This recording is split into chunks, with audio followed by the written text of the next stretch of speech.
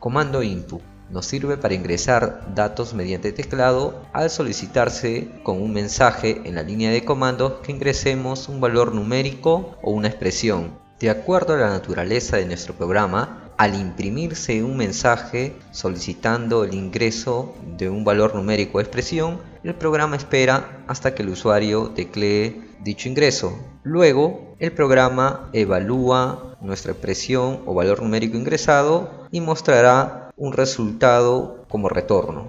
Ahora veamos un ejemplo.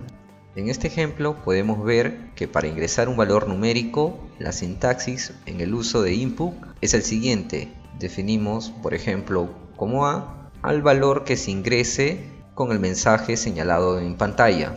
Por ejemplo, aquí definimos a input y dentro colocamos el mensaje ingrese un número. Al darle enter se mostrará ingrese un número y los 2 puntos. El usuario ingresa un valor, en este caso 3, y al ejecutarse ya se tendría definido en MATLAB el valor de A que ha sido guardado con 3.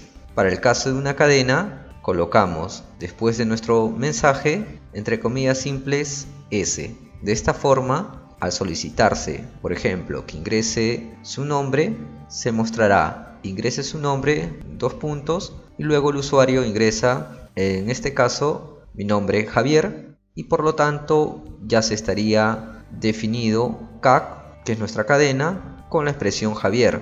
De la misma forma, para ingresar una función, luego el usuario ingresa, por ejemplo, 3x al cuadrado más 8 y se tiene también una función con la cual podríamos trabajar. Al tener input en nuestro programa, puede ingresarse, por ejemplo, un número, luego solicitarse también que ingrese otro valor y en las siguientes sentencias de nuestro script podríamos hacer operaciones con las variables que ya han sido guardadas al ingresarse por el usuario, mostrándose al final de nuestro programa distintos resultados.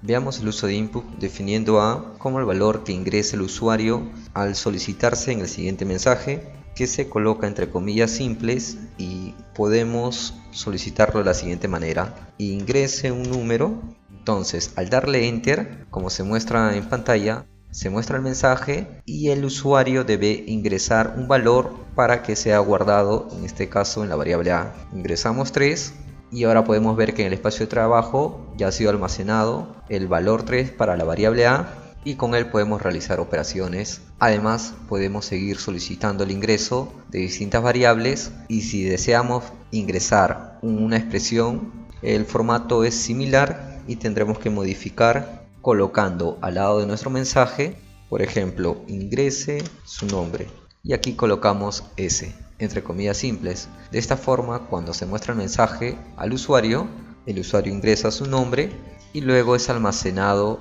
en CAC la expresión.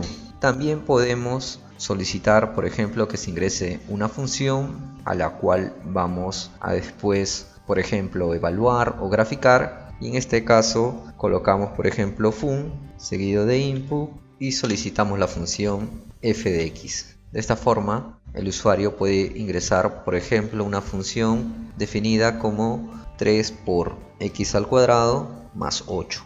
Ya teniéndose guardada en fun nuestra función f de x, podemos, si así lo deseamos, evaluar la función, pero para lo cual tendremos que utilizar el comando inline que vimos en sesiones anteriores, y a diferencia del primero, solo es guardado como un carácter.